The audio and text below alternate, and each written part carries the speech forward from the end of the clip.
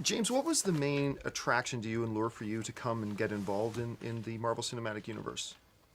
I have 3 boys, and 2 out of the 3 of them are just love comics and superheroes and all the rest of that, and I have made many films and done television work and all the rest of it, and none of it has been for kids or my kids specifically. Some of the films I've made probably for my eldest son would probably be more interesting.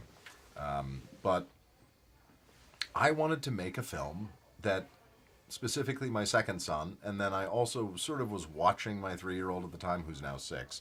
When I first met with Kevin Feige and Jeremy Latcham, I wanted to make a film that they would really be, as you were just talking about with your kids, in that, you do this sort of, a career's worth of work, and the only thing they're interested in is really the voice of Jarvis. Well, I wanted to do something that my kids could really be excited by,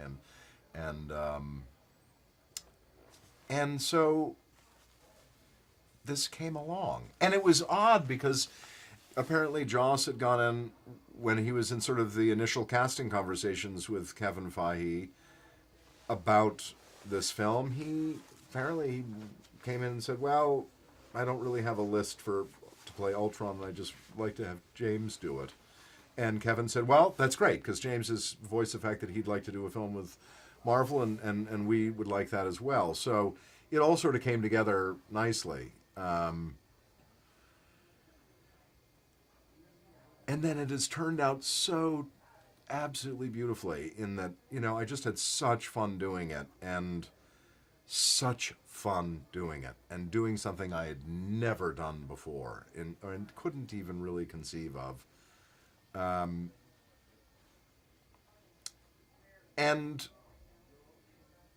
was able to spend time with some really wonderful people. I really love working with Joss. Joss is a wonderful, wonderful guy, and tremendous to spend an evening having dinner with. Yeah. Paul, once again, you've had a chance to voice Jarvis for a while now. How fulfilling is it for you, and what exciting was it for you to actually now transition from that into getting in front of the camera as Vision? It's a double-edged sword. Before I would turn up and work for 2 hours, and they'd give me a bag of cash, and then I would just run away with said bag of cash. And now I have to turn up and spend 3 hours in makeup and